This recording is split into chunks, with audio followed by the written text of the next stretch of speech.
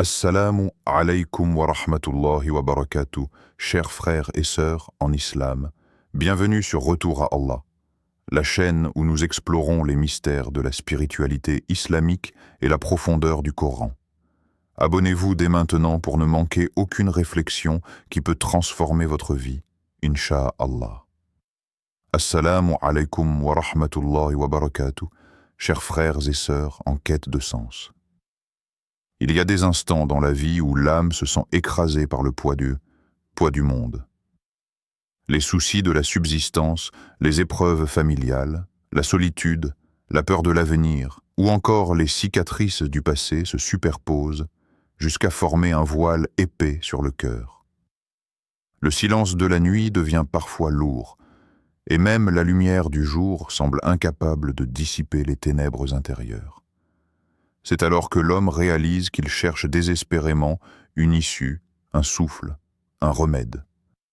Mais où chercher quand toutes les solutions du monde semblent se refermer les unes après les autres? Allah, dans sa sagesse infinie, n'a pas laissé son serviteur sans clé, sans secours, sans médecine. Il a révélé un livre, non pas comme une simple succession de mots, mais comme une guérison pour les poitrines. Écoutez ce verset qui résonne comme une réponse divine à toutes nos inquiétudes. Ô homme, une exhortation vous est venue de votre Seigneur, une guérison pour ce qui est dans les poitrines, un guide et une miséricorde pour les croyants. Sourate Yunus 10, 57. Chaque mot du Coran porte une énergie, une lumière invisible, un secret que seul le cœur apaisé par la foi peut pleinement ressentir. Le Coran n'est pas uniquement une récitation que l'on entend du bout des lèvres. Il est une rivière vivante qui irrigue l'âme desséchée. Fermez un instant les yeux et imaginez un cœur accablé, enfermé dans des murs invisibles, enchaîné par l'angoisse et la tristesse. Puis, une récitation s'élève. Les sons sacrés traversent l'espace et atteignent le cœur comme une pluie douce sur une terre aride. Lentement, les chaînes se desserrent, les murs se fissurent, une lumière jaillit et enveloppe l'âme. Ce qui semblait lourd devient léger, ce qui paraissait insurmontable devient supportable. Voilà l'effet de la parole d'Allah. Une guérison silencieuse mais puissante. Allah dit encore: et nous faisons descendre du Coran ce qui est une guérison et une miséricorde pour les croyants. Sourate Al-Isra 17, 82. Ici, le mot « guérison » n'est pas limité au corps physique. Il s'adresse au cœur malade de doute, de rancune, de peur et d'attachement éphémère. Le cœur est ce roi invisible qui gouverne tout le corps. Et lorsque ce roi est malade, rien ne peut fonctionner correctement. Mais quand il retrouve la paix par le Coran, même les épreuves les plus lourdes deviennent des escaliers vers Allah. Frères et sœurs, avez-vous déjà remarqué comment une seule récitation peut transformer votre état intérieur? Peut-être étiez-vous agité, perturbé, perdu, puis un verset récité avec sincérité vous a fait couler des larmes que vous n'attendiez pas. Ces larmes, ce ne sont pas de simples émotions. Ce sont des perles de purification que le Coran fait jaillir pour laver les blessures cachées. Le prophète a dit « Le cœur se rouille comme se rouille le fer au contact de l'eau ».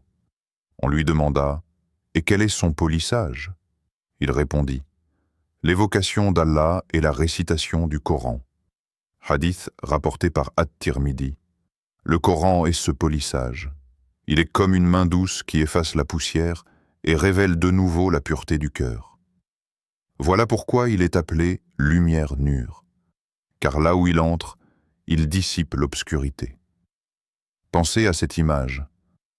Un homme perdu dans un désert, sans carte ni boussole. Chaque direction lui semble identique, chaque pas l'éloigne un peu plus de l'espoir. Puis soudain, une torche apparaît dans l'horizon nocturne. Cette torche, c'est le Coran. Elle ne supprime pas immédiatement le désert, mais elle éclaire le chemin. Elle guide, elle rassure. Le désert reste là, mais le voyageur n'est plus seul. et son pas devient ferme. Chers frères et sœurs, posez-vous cette question. Et si la clé de vos problèmes ne se trouvait pas dans ce monde extérieur, mais dans la connexion directe avec la parole d'Allah? Combien d'entre nous cherchent désespérément des solutions dans l'argent, les relations humaines, les divertissements, alors que la véritable source de guérison est juste là, dans nos maisons, parfois même posée sur une étagère, recouverte de poussière? Le Coran n'a pas été révélé pour être un livre qu'on décore, qu'on accroche ou qu'on lit uniquement lors des cérémonies. Il a été révélé comme une ordonnance divine, un élixir vivant qui agit dès que l'on s'en abreuve. Chaque verset est une goutte de miséricorde, chaque sourate une porte de lumière. Mais encore faut-il boire avec sincérité. Alors dites, ceux qui ont cru et dont les cœurs se tranquillisent à l'évocation d'Allah. N'est-ce point par l'évocation d'Allah que se tranquillisent les cœurs? Sourate Ar-Ra'd 13-28. Voilà le secret. La tranquillité que vous cherchez n'est pas dans l'accumulation de solutions extérieures, mais dans le retour vers celui qui a créé vos cœurs. Alors imaginez-vous, un soir, seul face à vos inquiétudes. Le monde dort, vous ouvrez le Coran, vous prononcez doucement « Bismillahir-Rahmanir-Rahim » et chaque mot devient une caresse, chaque verset devient un médicament.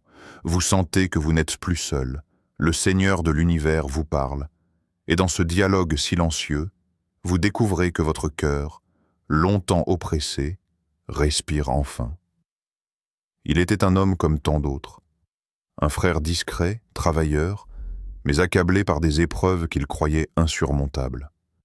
Ses dettes l'étouffaient, chaque facture était une montagne, chaque appel téléphonique une inquiétude de plus.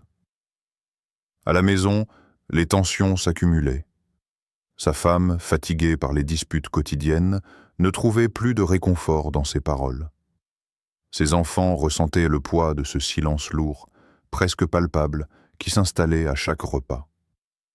Dans la nuit, quand tout le monde dormait, il se retrouvait seul face à ses angoisses. Son esprit tournait en boucle. Comment vais-je payer demain? Comment réparer les blessures dans ma famille? Comment sortir de ce tunnel sans lumière? Il croyait parfois sombrer dans une obscurité intérieure plus forte que les ténèbres de la chambre. C'est alors que, dans ce désespoir, il se rappela un conseil entendu autrefois dans une mosquée. Quand tout semble se fermer, ouvre le Coran, car Allah a promis, quiconque place sa confiance en Allah, il lui suffit.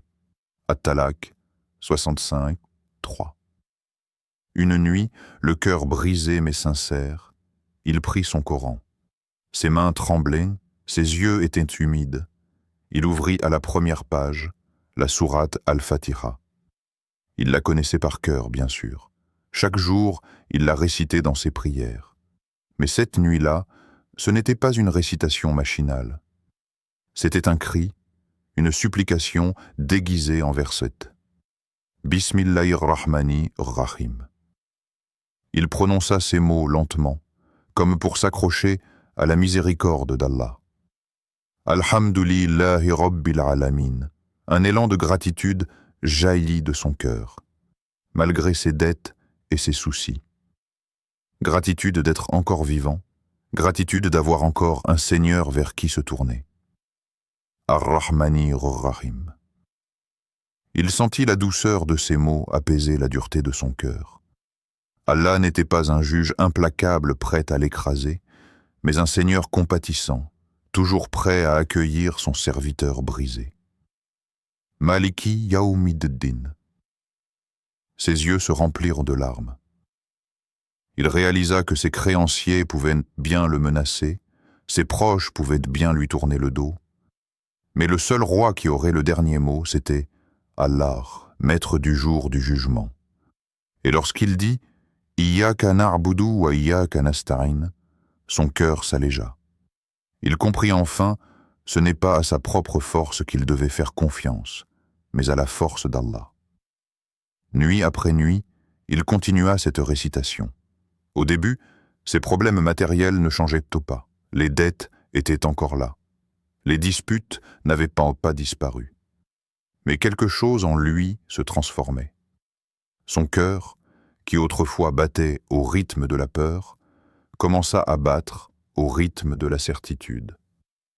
Il racontait plus tard, « Je ne sais pas expliquer. C'est comme si je respirais à nouveau après avoir été longtemps sous l'eau. Je récitais la Fatiha, et chaque mot m'ouvrait une porte intérieure. Je ne voyais pas encore les solutions, mais je savais qu'Allah préparait quelque chose pour moi. Et effectivement, peu à peu, les portes s'ouvrirent. Un ancien collègue le rappela pour un travail temporaire. Ce petit contrat devint une opportunité stable. Avec ce revenu, il commença à rembourser ses dettes. Sa femme, touchée par sa nouvelle sérénité, changea elle aussi d'attitude. Les prières qu'ils faisaient désormais ensemble unirent leur foyer. Les enfants sentirent la différence. La maison, autrefois pleine de cris, retrouva des éclats de rire. Mais ce qu'il soulignait le plus, ce n'était pas la disparition des dettes ou la réconciliation familiale. C'était la légèreté intérieure qu'Allah avait mise dans son cœur. Il disait « J'avais cru que la solution était dans l'argent, mais en réalité, la vraie délivrance était dans le retour au Coran. Même si mes dettes avaient persisté, j'étais déjà libéré intérieurement. Allah avait tenu sa promesse. Quiconque place sa confiance en Allah, il lui suffit. » At-Talaq 65, 3. Cette histoire n'est pas celle d'un homme exceptionnel. C'est celle d'un croyant ordinaire qui, dans son désespoir, a découvert l'extraordinaire puissance de la parole d'Allah. Et maintenant, chers frères et sœurs, posez-vous cette question. Si Allah est vraiment suffisant, pourquoi cherchons-nous sans cesse des solutions humaines avant de nous tourner vers lui? Pourquoi frappons-nous d'abord à toutes les portes du monde avant de frapper à celle d'Allah, alors qu'il est celui qui détient les clés de tout? Imaginez si, au lieu de vous perdre dans l'anxiété et la recherche effrénée de réponses, vous faisiez de la récitation du Coran votre refuge quotidien. Imaginez que, chaque soir, vos soucis se déposent entre les mains d'Allah et que vos nuits deviennent des jardins de paix. Ce frère en est la preuve vivante. Lorsque le cœur s'attache sincèrement à la parole d'Allah, même les montagnes d'épreuves deviennent des collines que l'on traverse avec sérénité. Chaque jour, des millions de langues la récitent. Elle accompagne chaque prosternation, chaque levée des mains dans la prière. Elle est le souffle qui ouvre la relation entre le serviteur et son Seigneur. Elle est l'ouverture, Al-Fatiha, la mère du livre, l'essence du Coran.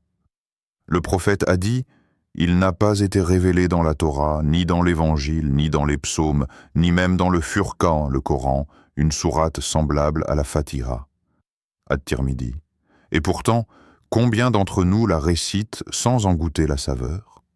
Combien de fois nos lèvres l'articulent, mais nos cœurs demeurent fermés à ses secrets? La Fatiha est une clé de guérison, une clé de guidance, une clé qui ouvre des portes invisibles. Elle est un dialogue intime entre l'âme et son Créateur, un chemin que l'on parcourt vers Allah, mot après mot, souffle après souffle. Bismillahir-Rahmanir-Rahim. La clé de toute miséricorde. Tout commence par le nom d'Allah. Pas n'importe quel nom, mais celui qui contient toute miséricorde. Ar-Rahman, celui qui donne sans compter, à tous. Ar-Rahim, celui qui réserve sa miséricorde particulière aux croyants. Dire « Bismillah » n'est pas une simple formule. C'est un rappel que rien ne commence vraiment sans Allah, et que chaque pas, chaque souffle, chaque décision doit s'enraciner dans son nom. C'est comme plonger son cœur dans un océan de compassion avant d'avancer dans la vie. Alhamdulillahi Rabbil Alamin. La louange comme libération. Ici, l'âme s'élève dans un élan de gratitude. Louer Allah, c'est reconnaître que même au milieu des épreuves, il reste digne de reconnaissance. Imaginez une personne accablée par les soucis qui prononce pourtant « Alhamdu lillah ». C'est comme si elle déposait ses fardeaux pour s'habiller de lumière. Louer Allah, c'est se libérer des chaînes du désespoir. Car louer, c'est reconnaître que tout a un sens, même l'épreuve. Au Ar-Rahmanir Rahim, la douceur qui enveloppe.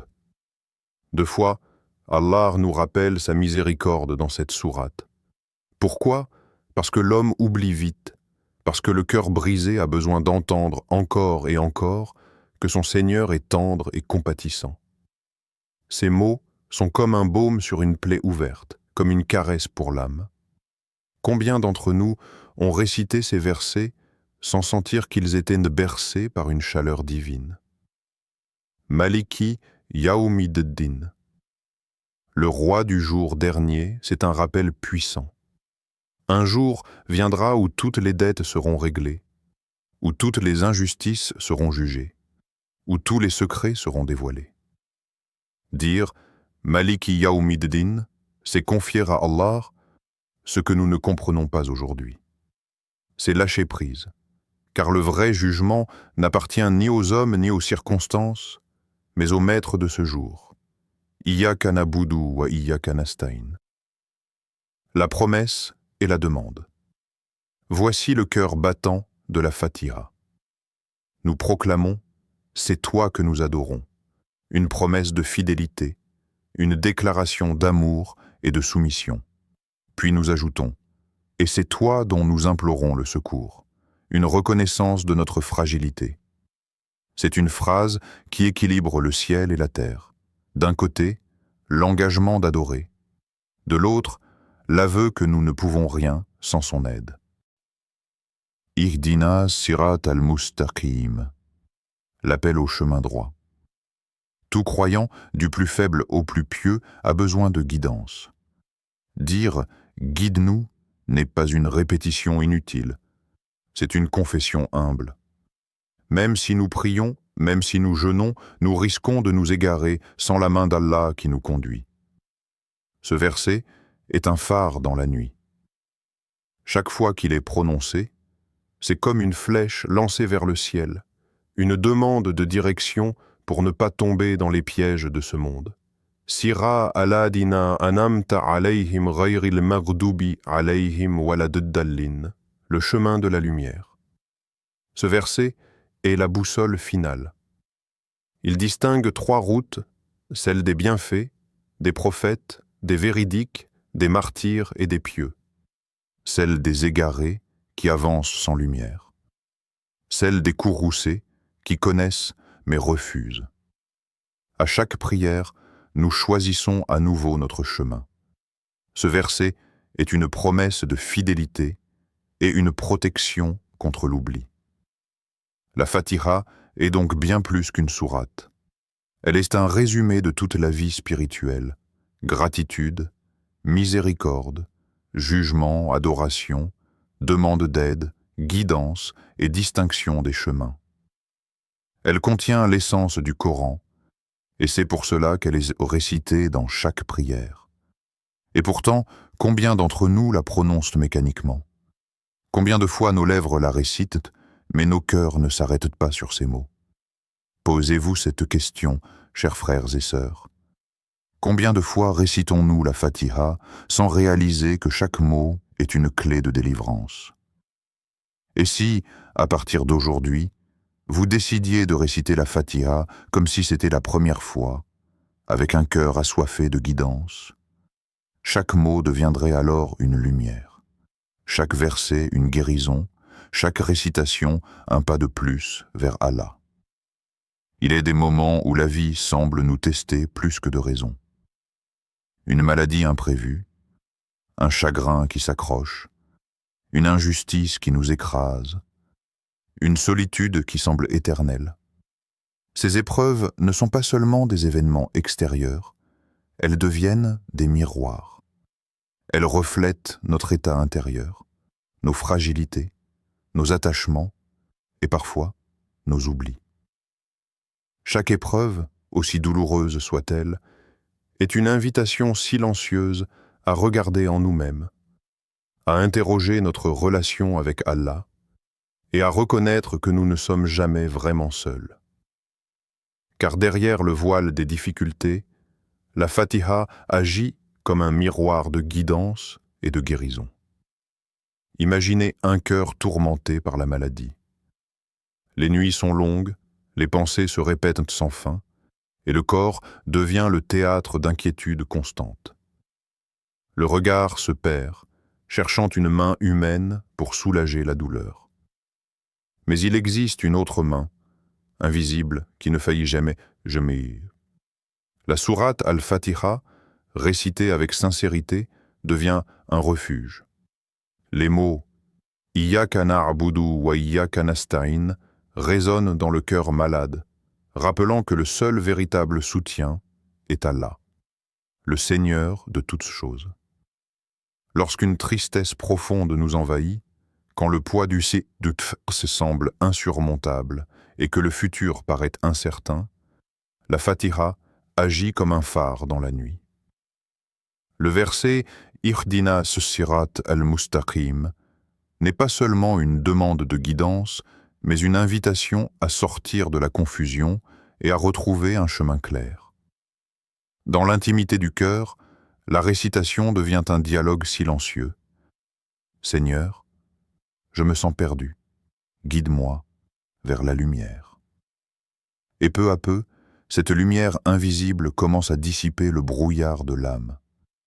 L'injustice est peut-être l'une des épreuves les plus difficiles à accepter. Quand le monde semble tourner à l'envers, quand le mal semble triompher, l'esprit humain vacille entre la colère et le désespoir. Pourtant, le Coran nous rappelle « Et nous faisons descendre du Coran ce qui est une guérison et une miséricorde pour les croyants. » Sourate Al-Isra, 1782. Chaque verset devient un baume pour la blessure invisible laissée par l'injustice. La Fatiha nous invite à remettre entre les mains d'Allah ce que nous ne pouvons contrôler. Elle ne supprime pas l'épreuve, mais elle transforme notre perception. Là où nous voyons seulement douleur et frustration, nous commençons à percevoir une chance de purification et d'apprentissage. Réfléchissez un instant. Pourquoi certaines épreuves semblent-elles si lourdes? Parce qu'elles reflètent ce que nous avons peut-être oublié ou négligé. La maladie peut nous rappeler la fragilité de notre corps et l'importance de la gratitude. La tristesse peut nous rapprocher de la compassion et de la patience. L'injustice peut réveiller en nous la foi, cette certitude que le jugement ultime appartient à Allah seul. Chaque mot de la Fatiha devient alors une réponse à notre situation. Alhamdulillahi Rabbil Alamin nous rappelle de remercier même dans la difficulté.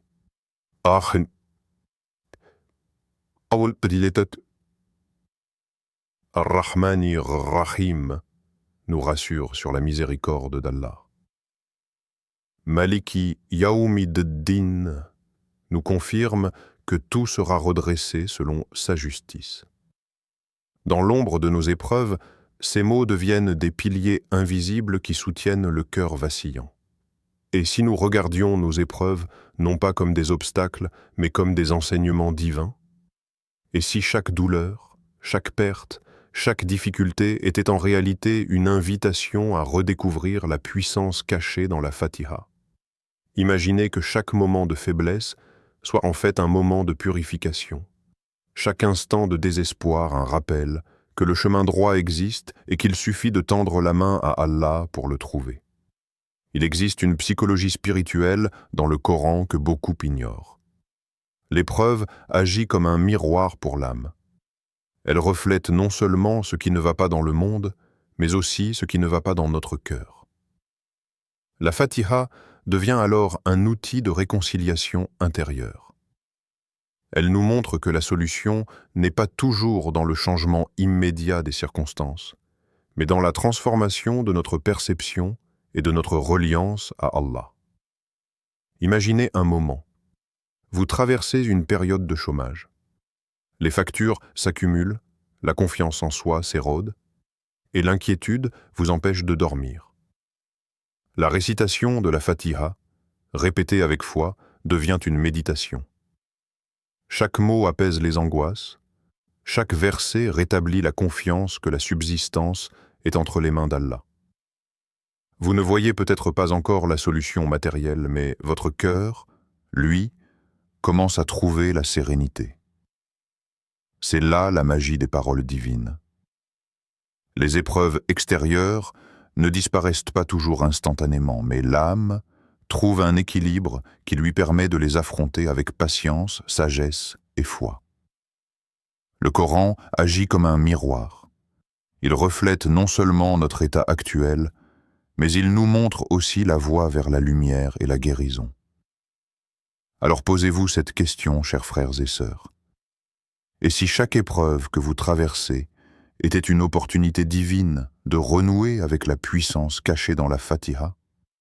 Et si, au lieu de la subir, vous l'accueilliez comme un guide qui vous mène vers votre libération intérieure? La prochaine fois que la vie vous confrontera à un défi, ouvrez le Coran, récitez la Fatiha, et laissez ces mots agir comme un miroir. Regardez votre épreuve, non pas seulement comme une souffrance, mais comme un reflet qui vous invite à la patience, à la confiance et à la reliance à Allah. Frères et sœurs, écoutez attentivement. Ce que nous avons parcouru ensemble n'est pas une simple théorie ni une leçon abstraite. La sourate Al-Fatiha n'est pas seulement un passage du Coran que nous récitons par habitude dans nos prières. C'est un pacte vivant avec Allah, renouvelé à chaque prosternation, à chaque takbir, à chaque souffle que nous consacrons à lui. Imaginez un instant que chaque récitation de la Fatiha soit un acte de connexion directe avec le Créateur de l'univers. Ce n'est pas simplement réciter des mots, c'est ouvrir votre cœur, tendre votre main invisible vers le Tout-Puissant et lui dire « Seigneur, je compte sur toi, guide-moi, purifie mon cœur, soulage mes peines et montre-moi la voie droite. » Quand nous récitions cette sourate avec sincérité, nous entrons dans une dimension spirituelle où chaque mot devient un instrument de transformation. Iyyaka na'budu wa iyyaka nasta'in. Ces mots ne sont pas de simples syllabes, ils sont un cri du cœur, un engagement total. Nous proclamons notre adoration et notre soumission tout en reconnaissant humblement notre dépendance absolue envers Allah. Ce double mouvement, adorer et implorer, est le secret de l'ouverture des portes que la Fatiha promet. Combien de fois avons-nous récité ces mots en laissant nos pensées vagabonder ailleurs? Combien de fois avons-nous prononcé « Ihdina sirat al-mustaqim » sans ressentir le poids profond de la demande que nous faisons à Allah? Aujourd'hui, je vous invite à réinventer votre récitation. Faites-la avec conscience, avec cœur et avec intention. Ne laissez pas vos lèvres simplement bouger. Laissez votre âme vibrer avec chaque mot. Fermez les yeux un instant. Respirez profondément. Imaginez que vous tendez votre cœur vers Allah comme une fleur qui s'ouvre au soleil.